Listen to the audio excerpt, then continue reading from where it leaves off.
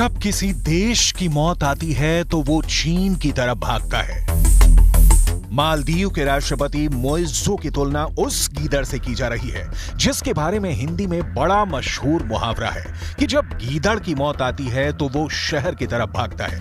फर्क बस इतना है कि मालदीव के राष्ट्रपति मोइज़ू चीन की तरफ भागे हैं।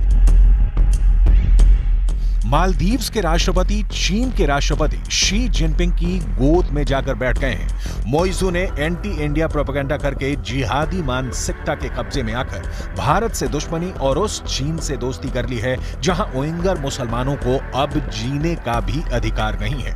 मोइज़ू मालदीव के कट्टरपंथियों के हाथों में खेल रहे हैं और उस चीन से दोस्ती गांठ रहे हैं जिसने उइगर प्रांत में मुसलमानों की मस्जिदों के गुंबद ही उड़वा दिए हैं। उइगर मुसलमानों को चीन यातना शिविरों में रखता है और उइगर महिलाओं पर भी जुल्म ज्यादतियां करता है। लेकिन अपनी सियासी रोटी सेंकने के लिए और चुनावी राजनीति के लिए अब मोइज़ू ने मालदीव को चीन के खूनी दड़बे में घुसेड़ दिया है।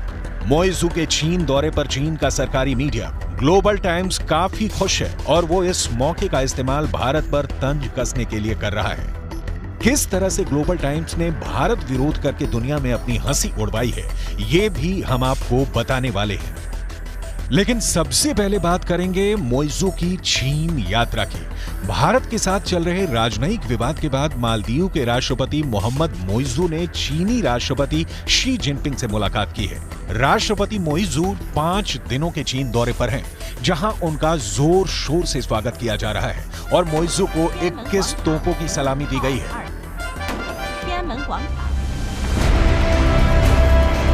चीन समर्थक माने जाने वाले मोइज़ू का चीन दौरा ऐसे वक्त में हो रहा है जब भारत के साथ मालदीव का राजनयिक विवाद चल रहा है। दरअसल मालदीव के कुछ मंत्रियों ने प्रधानमंत्री मोदी के खिलाफ आपत्तिजनक टिप्पणी की थी। मंत्रियों ने पीएम मोदी के लक्षद्वीप दौरे की तस्वीरों पर आपत्तिजनक ट्वीट किए थे। मालदीव के एक नेता जाहिर रमीज ने पीएम मोदी के ट्वीट के जवाब में लिखा था, अच्छा कदम है, लेकिन हमसे मुकाबला करने वाली बात भ्रम पैदा करती है।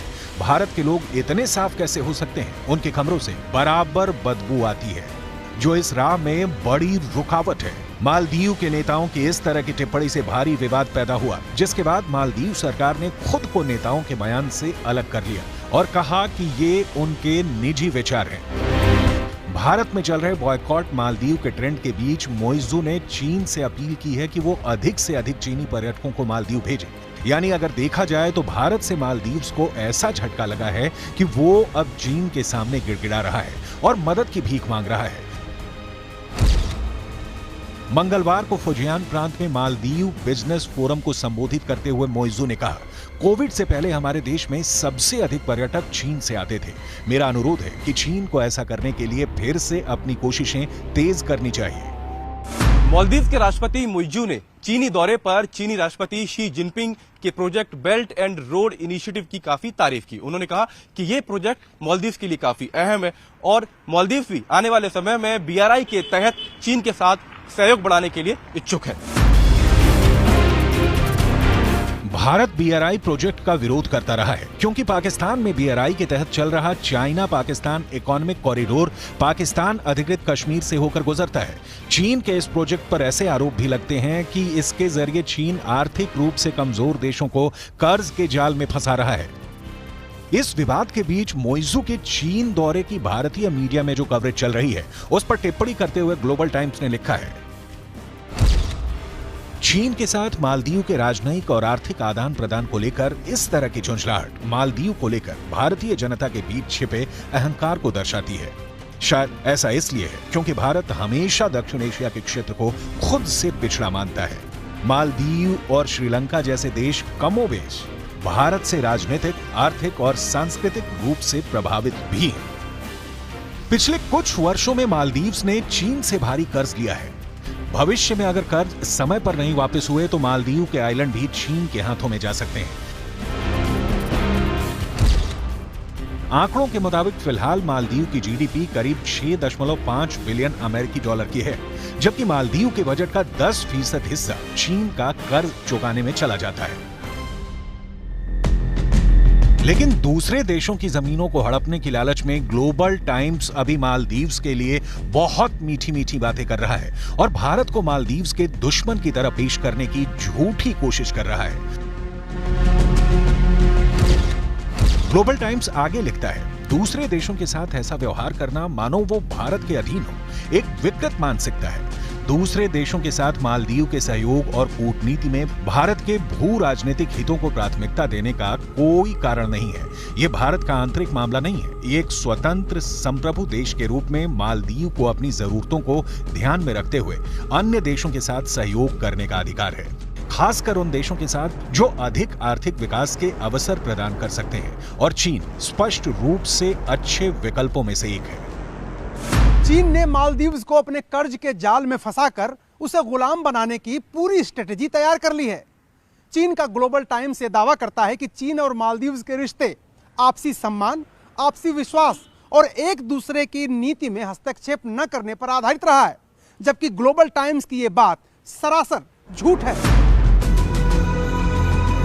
चीन हमेशा जिनके साथ डील करता है उन्हें बर्बाद करके छोड़ता है। भारत के साथ तनाव का चीन पूरा फायदा उठाना चाहता है। इसलिए मोइजू के समर्थन में चीन ने उनकी यात्रा को मालदीव के हितों से जुड़ा बताया है। लेकिन पूरी दुनिया जानती है कि अगर भारत के लोगों ने मालदीव से मुंह मोड़ लिया तो उसका बैंड बच जाएगा। लेकिन अभी ग्लोबल टाइम्स मालदीव्स को सब्ज़बाग दिखा रहा है। ग्लोबल टाइम्स लिखता है कि मालदीव की अपनी अर्थव्यवस्था को विकसित करने, पर्यटन या अन्य उद्योगों को बढ़ावा देने और अपने जीवन स्तर को बढ़ाने की इच्छा किसी के साथ धोखा नहीं है, बल्कि ये एक तथ्य है जिसका पूरी तरह से सम्मान किया जाना चाहिए। चीन के साथ किसी विशेष तरह का सहयोग नहीं है और इसका भारत के साथ संबंधों पर कोई प्रभाव नहीं पड़ता है। दरअसल मालदीव्स ने भारत की पीठ में छुरा घोंपने की कोशिश की है। मालदीव्स कभी सफल नहीं होगा, लेकिन आज ये जानना भी बहुत जरूरी है कि भारत ने कब कब मालदीव्स के लोगों की जान बचाई है। Operation cactus. ये 1998 की घटना है, जब मालदीव में एक विद्रोह हुआ था जिसे भारत की फौज की मदद से नाकाम किया गया था। उस अभियान का नाम था ऑपरेशन कैक्टस।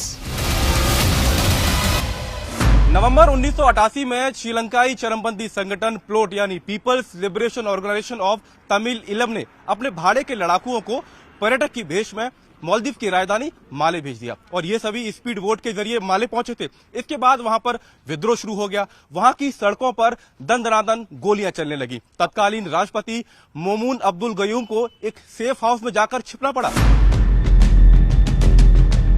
राष्ट्रपति गयूम ने उन्हें और उनकी सरकार को बचाने के लिए भारत से मदद मांगी। ऐसी स्थिति में भारत के तत्कालीन प्रधानमंत्री राजीव गांधी ने मालदीव में भारतीय सेना भेजने का फैसला किया और कुछ ही देर में 6 पैरा के 150 कमांडो से भरे विमान ने आगरा के खेरिया हवाई अड्डे से मालदीव के लिए उड़ान भर दी।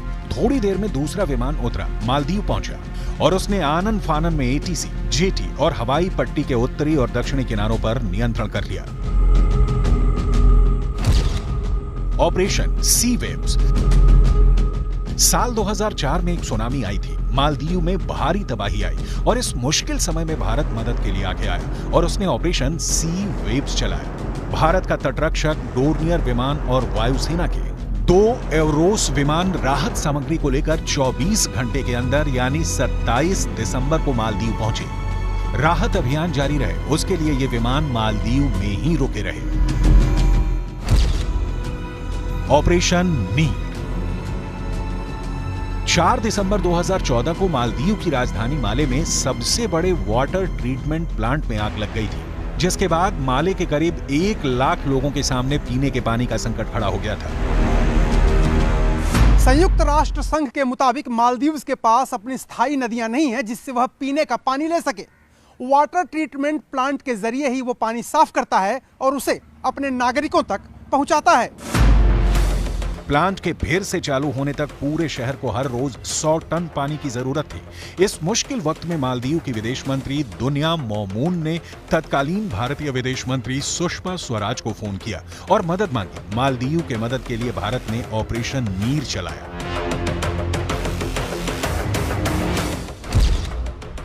Operation vaccine. साल 2020 जब पूरी दुनिया कोविड-19 की चपेट में थी, उस वक्त भारत ने पड़ोसी प्रथम नीति के तहत बढ़ चढ़कर मालदीव की मदद की।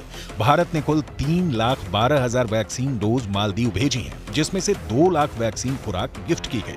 लेकिन फिर भी मालदीव्स इन एहसानों को भूल गया और अब चीन की गोद में बैठने को उठा है।